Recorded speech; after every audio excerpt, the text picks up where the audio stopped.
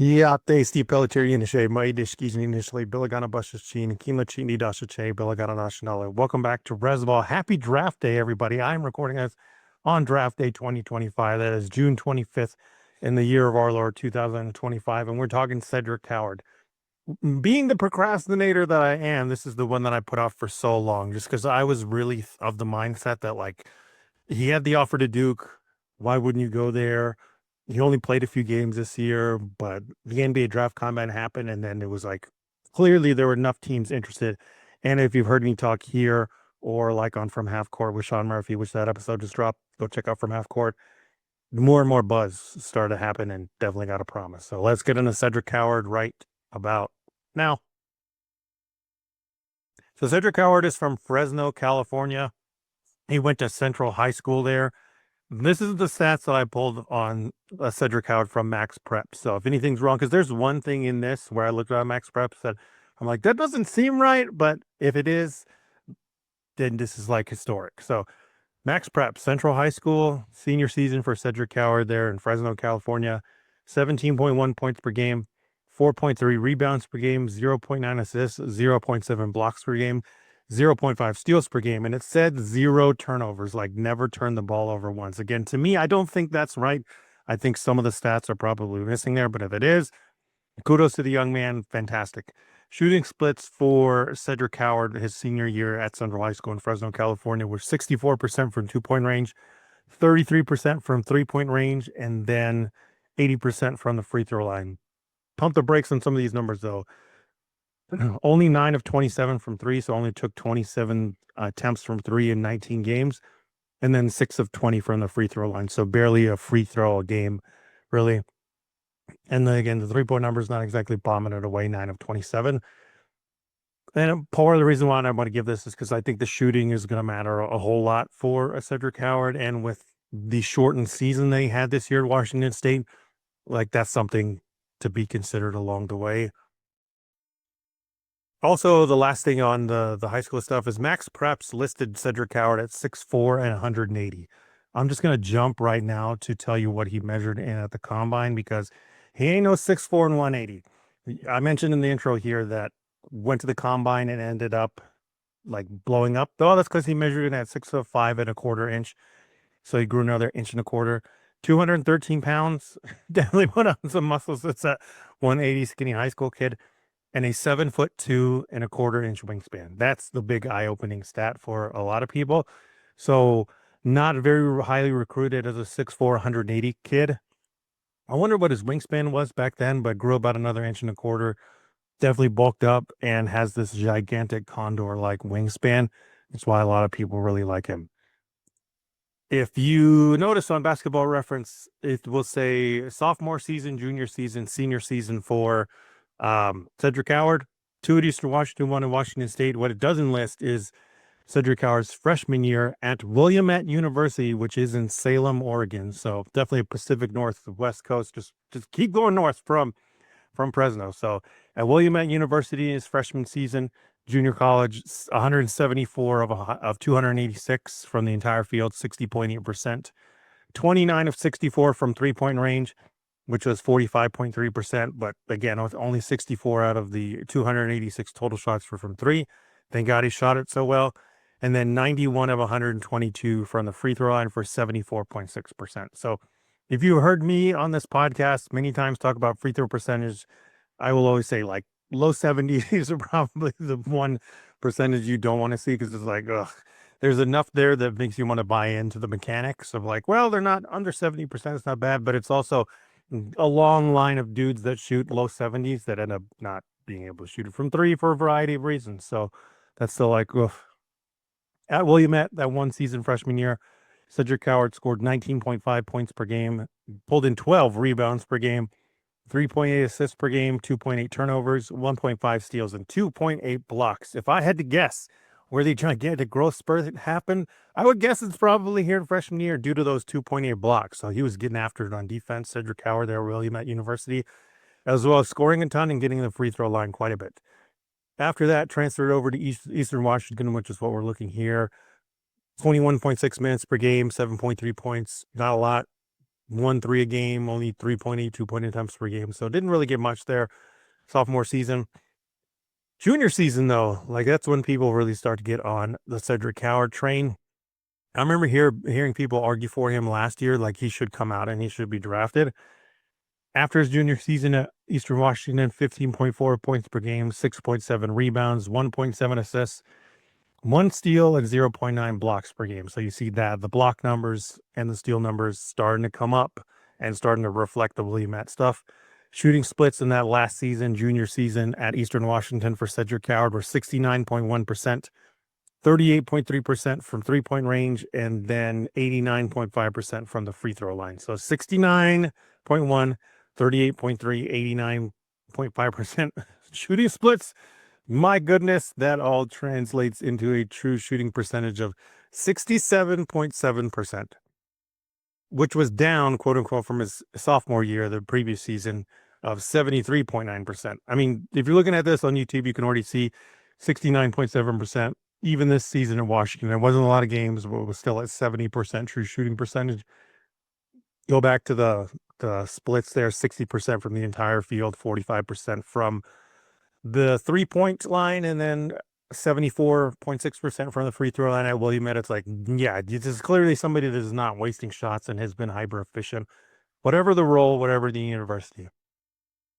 So I am going to give you the stats for Washington State, but I am not really going to use them for much evaluation here. Why am I to be asking that? It's 6 games. I think 6 games is too small of a sample size. Also, if you look at these 6 games, Cedric Coward and this Washington State team faced Portland State, Bradley, Idaho, Iowa, Northern Colorado, and Eastern Washington, his old team. Unless you're from Portland, around the Illinois area where Bradley is, Idaho, Northern Colorado area, and Eastern Washington, you ain't know nothing about these teams, man. Probably the best team they faced here was Iowa, who are 17-16 this year. Northern Colorado, I think they were 25-10. So you can argue it's one of those two that were the best teams they faced. And unfortunately for Cedric Coward, those were also, one of them was a really bad game, and the other one was a really good game. Northern Colorado, he scored 30 points in that game, and in Iowa, he scored 9. So again, I think it's unfair to judge either way on 6-game sample. But just to give you the numbers, this last season, 6 games cut short due to injury, 17.7 points per game for Cedric Coward, 7 rebounds, 3.7 assists, 0.8 steals per game, 1.7 block per game. Shooting splits in these 6 games at Washington State were 71% from 2-point range, 40% from 3-point range, and then 83.9% from the free throw line. So you got that's the difficulty and why I put off the homework. Of course, Cedric Coward is trying to dive back into what I gave with the high school stuff. What did this kid look like back then? Because a lot of times you dig things out like the Bam Adebayo passing. You can dig that out of there. You know, when I looked at Jeremiah Fears and like, what does he shooting look like? Tyrese Maxey was somebody, again, that I argued for so much as a shooter because in high school he was just rock solid, and it seemed like the Kentuckier was just an outlier on a team that couldn't really shoot. So that is part of it.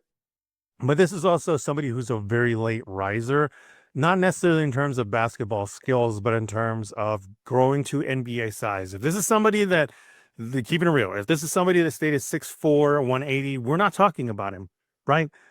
Even with these numbers, I think this is still somebody that would be probably considered like a free agent at 6'4", 180, just because of the size. But we are looking at somebody, again, look back at these measurements, who's 6'5¼ without shoes. So it's a legitimate 6'6" in shoes, 213 pounds, with a wingspan that's greater than a lot of the centers we looked at, 7'2¼ wingspan. For a wing, somebody that's probably going to play shooting guard, small forward, that's a gigantic mismatch advantage on defense. But where do we fall? I think number one is 3-point percentage. You can at least say, you know what, this guy is going to be a solid shooter. 39.4% on 33 threes at Eastern Washington. 38.3% in his his junior season at Eastern Washington, on a 38.3% as a junior season in Washington, on 133 threes. So if you just look at the Eastern Washington numbers, Cedric Coward was 64 of 166 shots from three, which is 38.6%. And then go back. I know it's a smaller 64 shots, 45.3%, but that at least gives you a clear indication of like, okay, when it was a smaller sample, it was a super high percentage. You hope when he gets more opportunity and give him more volume, that percentage comes down to above average, which means like this guy has to constantly be guarded, which is exactly what happened at Eastern Washington when they gave him a whole lot of threes, more than he's ever taken. It ended up being over 38%. And the 3-point attempt rate went from 23.7% as a freshman. This is where I'm going to mess up so much again. It went from 23.7% as a sophomore at Eastern Washington to 41% 3-point attempt rate as a junior, as second year at Eastern Washington. And then in the 6-game sample size, 49.2% 3-point attempt rate. This is the one where I will say, you know what? I feel like that would bear out across the entire season. And why is that the one that I am definitely going to go to bat for? Well, if you go to this Washington State team, they were coached by David Riley. Why does this matter? Well, David Riley is the person who recruited Cedric Coward in Eastern Washington from Willamette College, where they were 23-11 that sophomore year under David Riley, with Cedric Coward being their lead guy. And then they were 21-11 the next season, with Cedric Coward being the guy, the number one dude, with the David Riley being their head coach still, and then brings them over to Eastern Washington. And you can, again, track the development, track the 3-point in a system and all that stuff that is still the same coach and the same players. It's a very rare occasion. And 3-point shots are a priority in that system. That last season with David Riley and Cedric Coward in Eastern Washington, there were 4 guys, 4 out of the 5 in the starting lineup. Well, 3 out of the guys in the starting lineup, Eric Strupp, who's basically like a starter, but the main big coming off the bench. 4 out of the top 5 players took 107 or more threes. So that's why we'll go to bat for that 3-point attempt rate. I don't think it would stay. It's up to 49.2%. But I feel very strongly going from the high school to Willamette to Eastern Washington to going to Washington State, all under the same coach, all under the same system, that the development was gearing towards having a higher 3-point attempt rate than 41%. So that is something for me, at least. I'm like, yeah, definitely. I would argue that 3-point is going to be good. He's going to take somewhere between like 40 to 50% of his shots from 3. And he's probably going to be an above average shooter because that's where it was tracking. Anyway, you can buy into it. Circle back to the game logs, though, for Cedric Coward here in the 6 games at Washington State. Again, just to highlight, Portland State, 23 points, 12 rebounds, 4 assists, 1 block, 1 steal. Bradley, 18 points, 7 rebounds, 3 assists, 3 steals. Idaho, 4 points, 4 rebounds, 3 assists, 5 blocks. He's everywhere. Iowa, 9 points, 8 rebounds, 2 assists, 1 block. Northern Colorado, 30 points, 2 rebounds, 3 assists, no steals, no blocks. And then final game that Cedric Coward played this last season at Washington State, 22 points against Eastern Washington with 9 rebounds, 7 assists, 1 steal, 2 blocks. So on the opposing end of like, hey, I'd buy into these 3-point numbers. The one number I think this season, if you use these numbers at all, don't buy into is the assist numbers. Going back to high school and the Willamette stuff, this is somebody who had 0.9 assists as a senior in high school, 0.9 assists per game, and then 3.8 as the guy in a junior college being like the number one dude. Like the 3.8 is good, but then came over to Eastern Washington, 1.8 in those 730 some odd minutes. 1.7 as the guy, the number one scorer at Eastern Washington in his junior season, and then the senior year, 6 game, 3.7. I think a generous reading would be like, think something like 2 assists. So while I do buy into the the 3-point number is tracking, and this is somebody that's getting better as a shooter, I think the passing's pretty like dead even. And in these 6 games, again, this is where I will bring in the competition level. Like Portland State, Bradley, Idaho, Eastern Washington, even Iowa, Northern Colorado, it's like you really can't go to bat for these numbers. And how many guys do we see post fantastic numbers in these non-conference games? And then once conference play happens, and as I always say, people get tape on you. People understand who you are. They have the whole Christmas break and New Year's to look over who you are and design things to stop you. And a lot of those teams you play twice. So that is where I'm like, I wouldn't buy any of these assist numbers. He had 22 assists to 13 turnovers in these 6 games, and half of those assists came in the first game against Portland State and the last game against Eastern Washington. 7 in that Eastern Washington game and 4 in that Portland State game. That's 11. Again, half of those assists just came in 2 games. So I'm like, I don't know. And I'm only saying this because, again, the 6-game sample size, people can just buy into it too much. I've treated it as basically like, okay, if he came out last year after junior season or at Eastern Washington, what would I think of him and how would I evaluate him that way? Just because, again, these 6 games, they just don't really tell you that much.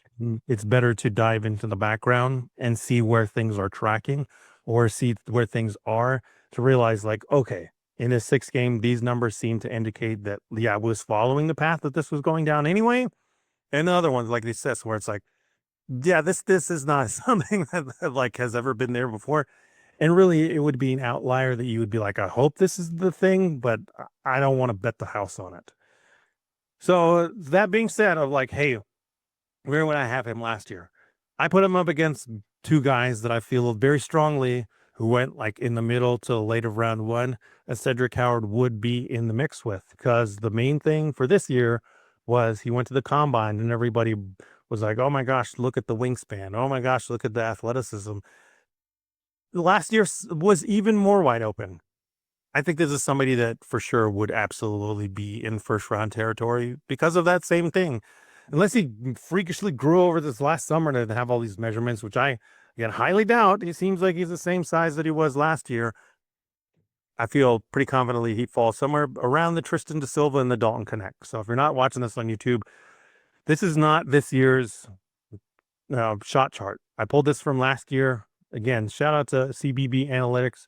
You can go all the way back to the 2018-2019 season to pull shot charts and see what they look like. So thank you to the staff and everybody there for having this, being able to go back and look in history to see what this is like. Again, this is where the shot chart is like red hot everywhere from this season, but it's only 6 games. So again, that is unfair to put expectations that he's going to say that red hot throughout. And it doesn't give you an indication of like what his game is, where he likes to go to, what his clear strengths are, what his weaknesses are, and how people would try to game plan for him. So this is why I pulled it from last year, as well as thinking like, okay, for somebody like me who really doesn't like this late riser type of process where, again, this is not to diss on the young man. This is the diss on the process of scouting and the off-season workout stuff, because I think sometimes it buries people too much and blows people up too much. Then Cedric Coward, I think it does blow him up a little bit too much, because 2 months ago, ain't nobody talking about Cedric Coward. I heard maybe like Maxwell Bombach, maybe like a James Barlow. Yeah, I mean, I can count on one hand the guys that I heard go to bat for Cedric Coward about like he should be a first round pick, or really at all like talking about him. It wasn't until that combine where the measurements came out and everything else that all of a sudden everybody's on the Cedric Coward bandwagon. So let's wind the clock back and look. Last year, what does he look like alongside a Dalton Connect, Tristan Da Silva? Cedric Coward last season at Eastern Washington, 102 shots at the rim, sank 78 of them for 76.5%. Scorching red hot over, and that's over 100 shots. So it's clearly not a fluke thing. And where the athleticism and the wingspan 100% show up is like getting to the rim. And while I do think in the NBA, this is somebody that's probably going to veer more towards a 3-and-D type role, and people will want him to be more of a 3-point shooter, Like this is one of the things that people that have bought into him for a while, like a James Barlow and like Maxwell Bombach and Stephen Gillespie, those guys. This is where they've been saying, like, no, man, look at this. He can get to the rim. This is something that should help him get more free throws. And in a role player, especially that 3 and D archetype, it's so simplistic in its moniker and the name that it doesn't show you all the nuance and the different type of players. Like the difference between a Danny Green, a Torian Prince, and like a Damari Carroll. They're all completely different players, but they're all thought of as 3 and D type of wings. And Cedric Coward is like that as well. It's like, sure, he will probably be shooting a three. Sure, his wingspan and everything will make him lean more towards being like the defensive ace. But man, he really got to the rim and he finished it so well, 76.5%. Also got into the paint the last season, his junior season at Eastern Washington, 29 of 50 in the paint, 58%. Again, scorching red hot. In the mid range, didn't take very mid range shots, is not a mid range shooter. So another guy that it's like you don't have to unlearn these things. You would be worried that being the man, both at a junior college and like a mid major, this is somebody that's kind of given free reign to shoot whatever shots he wants. But no, in the David Riley system, it is more geared towards, hey, let's eliminate the stuff that is super inefficient. And if you're not clearly a point guard that knows how to do this stuff, then we don't want you to do that. So Cedric Howard last season, junior season, Eastern Washington, 5 of 7 from left baseline, 7 of 14 from right baseline, 3 of 5 from left elbow, and then 1 of 4 from right elbow. So again, not going to take those shots. Another thing of why he's rising late in the process is the size, getting the rim, clear indication that he can shoot threes, and no bad habits in terms of his shot selection. In that last season, junior season at Eastern Washington, we're tracking 300 in total 8 shots for a Cedric Coward, and only 30 of them came from the mid range. So really, it's like a grenade. I have to put up this shot. I might open whatever. Again, all positive things that say, hey, let's just take a chance on this guy after the 11, top 10, whatever, with the cutoff point that we feel like we don't know what to do.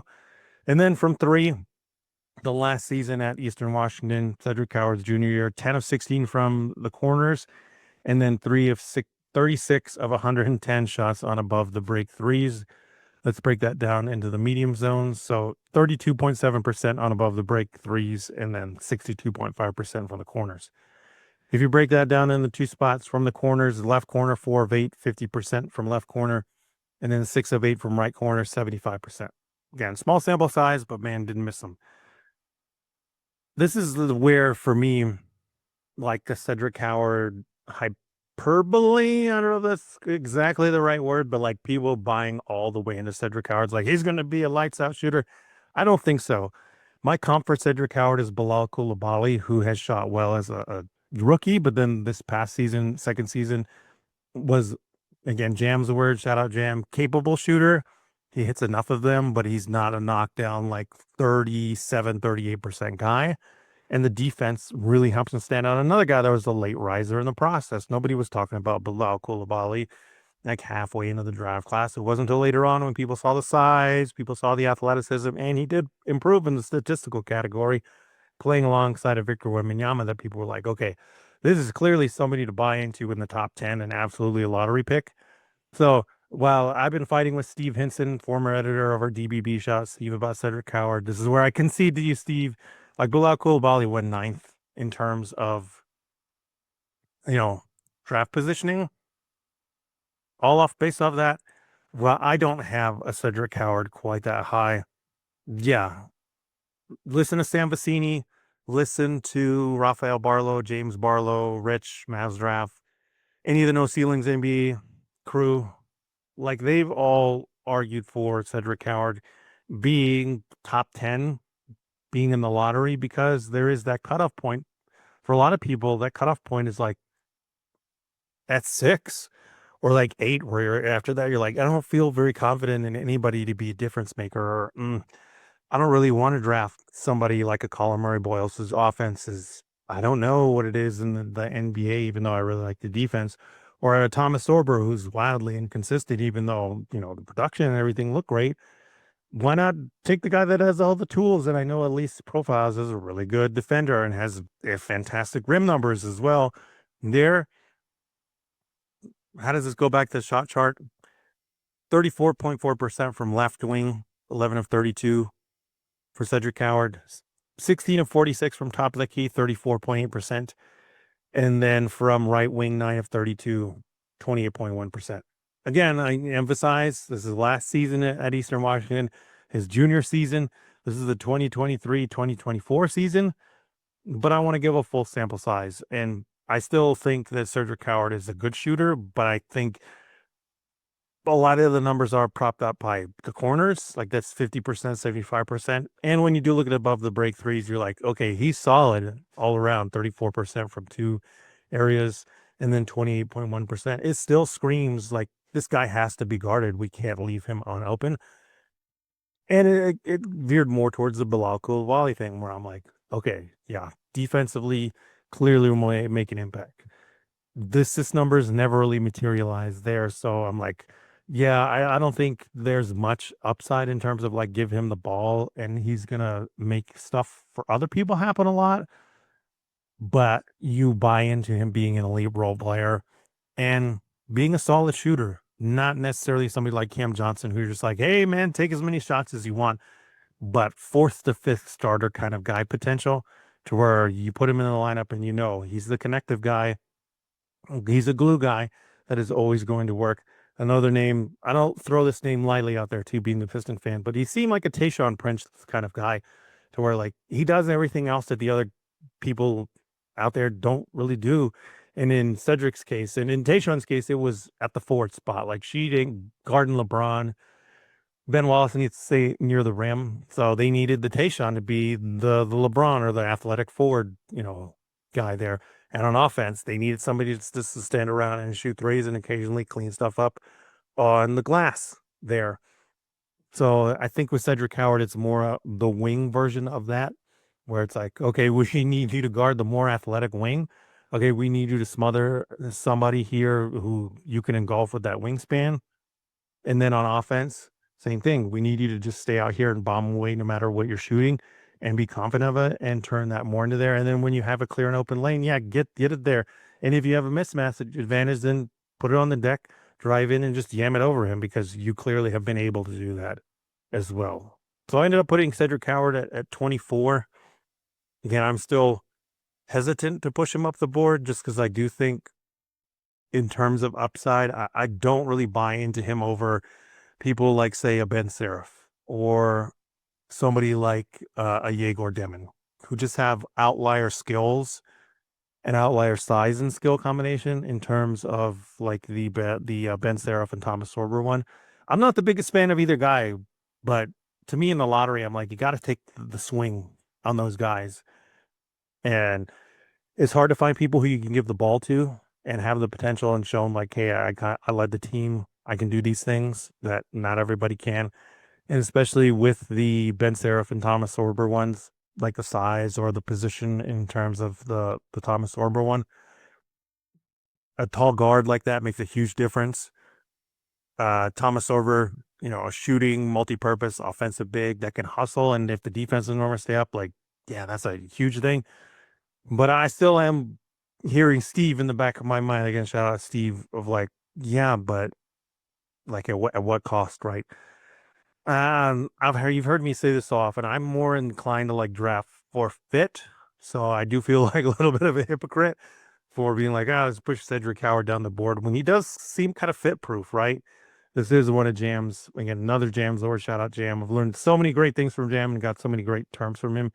Fit proof, meaning like this guy can fit on any roster. This guy can fit in any scheme. But sure, he's not going to, end up being a Hall of Famer. Sure, he's not going to be one of the top 15 scorers, or he might not even make like all defense. But you know what? He's always going to make a roster, and he's always going to be that fourth and fifth starter guy. Again, think Tayshaun Prince. Every team needs a Tayshaun Prince kind of guy. And Bilal Koulibaly, same thing. He's 6'8", 195. He can play the 2 and the 3, and I mean, he can even play a small ball 4 if it came down to it. He can fit anywhere in there. So that is where I come with Cedric Howard is like absolutely for sure a first rounder. And I'm not going to stand in anybody's way if you want to argue for him outside the top 10. I still think inside the top 10 is too rich for my blood. Even like over the Ace Bailey, who Ace has done a lot to damage his stock in the last 2 weeks or so, but that lead guy who did get out and show stuff on defense and all that stuff, it's hard. It's hard to pass him over. And even at 10, I put Liam McNeely in the final version at 10. Like, I would still have a hard time taking a Cedric Coward over Liam McNeely just because Liam McNeely seemed to be way more dynamic on offense, was given the keys to the UConn offense at times when he was healthy there. And Dan Hurley and that staff spoke so highly of him, and the track record that Liam has as a fantastic knockdown 3-point shooter. Like, that stuff is like, okay. But even for me, the Rasheer Fleming guy, like Rasheer Fleming might be my favorite prospect overall. Speaking of Tayshaun Prince type of guys, but I'm like 11 and Nick Carter Bryant, another dude again, near and dear to my heart here in Tucson. I'm like, oh, I still have a hard time putting putting Cedric Coward over those kind of guys. Rasheer Fleming, I mean, the wingspan is just gigantic, and the block numbers and just how great he did on defense. And then a Carter Bryant, another dude that has the profile and the background of like a point forward, was a really good stretch big, and the impact that he made here in Arizona when they put him and Henry Visar in. And that really helped turn around the season. Like, that's where I'm like, yeah, Cedric Howard. I wish he had the full season here at Washington State to really give us a better indication of, could he have been in that same area? Yes. And if you want to say he's in those same areas as well, how much I love Rasheer Fleming and Carter Bryant, again, I'm not going to stand in your way because I get the case. It's just I wish we'd have seen more at Washington State. But even in the Eastern Washington stuff we saw from last season, still look at these next to Dalton Connect and a Tristan da Silva. So if you're not watching this on YouTube, out of these three, Tristan da Silva, Dalton Connect. And remember, this is 2023, 2024. The season Connect and da Silva got drafted. Cedric Coward shoots the best percentage at the rim. He took more shots at the rim than Tristan da Silva. Connect shot 133, but 133, 102, it's not a gigantic difference between the two, but almost a 10% difference in percentage. 76.5% for Cedric Coward, 67.7% from Dalton Connect. Cedric Coward also took the least amount of shots in the mid-range, so you don't have to worry about him jacking up too many stupid mid-range shots. And then from three-point range, yes, that is where the struggle happened. 118 shots for Tristan da Silva, 39% from above the break threes. 165 shots for Dalton Connect on above the break threes, 37.6%. I mean, Dalton Connect is a fantastic shooter. And then Cedric Coward, if you remember, 32.7% on above the break threes for 110 shots. And then the other one didn't take that many corner threes. 16 corner threes in total to Tristan da Silva's 44 and Connect 66. So that was the clear area where, again, part of the reason why I pushed Cedric Coward down for me was like, okay, if he went out last year and we're just looking at a full season, what does he look like? What is he shooting? How does he measure up with dudes that did draft? It's like, okay, if you're leaning towards I need an offensively, guy that I don't have to worry about just bombing away from three, that's why Connect went high. I mean, even me who was like, on him, you just couldn't take it away from him. Like, give him the green light, let him fire away, and you're going to be happy. And Tristan da Silva, another one of my draft crushes from last year. It's like, man, he was just so multi-purpose for a while, and he had to play shooting guard all the way to like center at times, but clear role was floor spacer. And then Cedric last year, it's like, okay, this is where the final development came from, is from three, like giving him a major volume. We know he can shoot. Now we just want to believe in the shooting, taking a step forward, which now that we do have this season's data, like, you can at least buy into the 3-point attempt rate, again, being something that would hold up over the whole season. And it is the one stat I would go to bat for. Again, 49.2% of the 6 games. Feel very strongly it would still be over 40%, over 41% for the season. And if you looked at the per 100 possessions, it was 8.5 threes per game. Like, and it was 7.7 last year. Like, yeah, it's still probably somewhere around there. And we're still looking at like 36, 38%. So I know there's a lot to say about Cedric Coward, but when you have a late riser like this, I think it's only fair to take extra time as much as you can and to get into the background, to get into like, okay, why all of a sudden is there all this love? And it's not, that's the thing too for me with this Cedric Coward. It's not that I dislike the player, again, it's that I dislike the process, where like so many people are dissing on this draft. And then at the very end of it, with the combine, you see this shiny new toy, and all of a sudden the people you were pooing on make you bump up this shiny new toy, which is where guys can get overdrafted or put into the wrong situation. Again, Cedric Coward, very similar to Bilal Coulibaly. Hopefully is a fit-proof guy, but we've seen before, like, if you draft in the wrong situation, not going to help you out so much. But there's so many good things to look at for Cedric Coward, including Hoopinelec, aka Keandre's scouting report from about 8 days ago. It's about 15 minutes, 59 seconds. Check that out. Ciro Aseo did a nice interview with Cedric Coward at the combine. Check that out as well. And then we got Cash Iggy finally putting out some more Cedric Coward stuff from this year. Again, only 6 games, but you'll clearly see the rim pressure and the defensive impact for certain. So guys, check out Cash Iggy stuff. And then Derek Parker put together a heat check video. Cedric Coward stock is rising about 2 weeks ago, about 11 minutes. And then last but not least, the college basketball scouting. When he went to Washington State, the transfer thing, they put together transfer portal highlights for him. So go check all these things out. Floor and Ceiling, BTL Sports. They have some other stuff too. Grind City Media. And of course, I wouldn't be a draft season without No Ceilings NBA. The hottest name in the 2025 NBA draft, Cedric Coward. No Ceilings NBA, NoCeilingsNBA.com. Go check those out if you haven't done it so far. So happy draft day to everybody one more time for this whole draft season. We're going to continue to put out these draft episodes as the draft goes on into the second round tomorrow on June 26, 2025. And really, I'm going to try and get to all 100 guys on my big board. And of course, I'd be remiss if I didn't also talk about posting my big board, who I know somebody on YouTube has been asking for it for a while. So let me shout you out as well. Really, this year just came down to like work and family obligations becoming more this year. So unfortunately, I didn't really get to the Substack as much. I'm probably not going to get to the Substack as much anymore, but I will try and post videos like this and podcasts like this as much as possible. So shout out to Mattman_Beerman8959 looking for my big board. It'll be posted up later today. Yeah, thank you so much for listening to us. We'll catch you next time. I'm going to